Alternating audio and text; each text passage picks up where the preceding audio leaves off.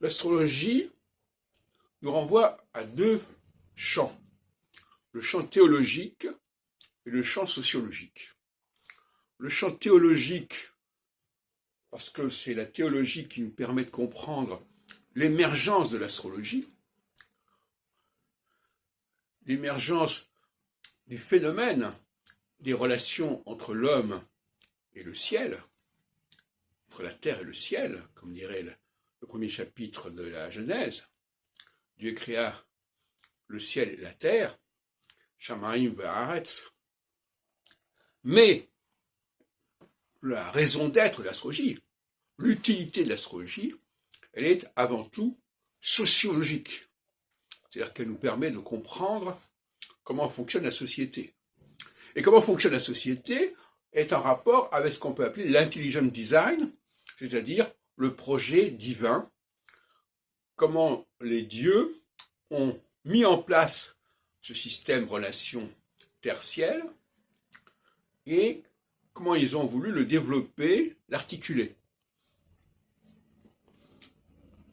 Donc, l'astrologue doit être doublé d'un théologien et d'un sociologue. D'un théologien pour expliquer d'où vient l'astrologie et d'un sociologue pour expliquer où va l'astrologie. Alors, ça veut dire aussi qu'une grande partie des astrologues aujourd'hui sont dans l'erreur. Ils veulent expliquer l'astrologie non pas par Dieu, mais par la nature, ce qui est totalement différent.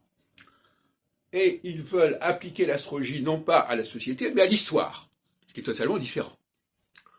Parce qu'en termes de prévision, il ne s'agit pas de prévoir des événements historiques, des catastrophes ou des guerres, etc.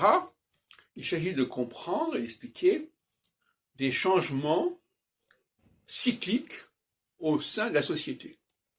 Par quel processus la société se développe, se déploie, par quelle phase elle passe. Et c'est au rôle de l'astrologue. L'astrologue a une double tâche.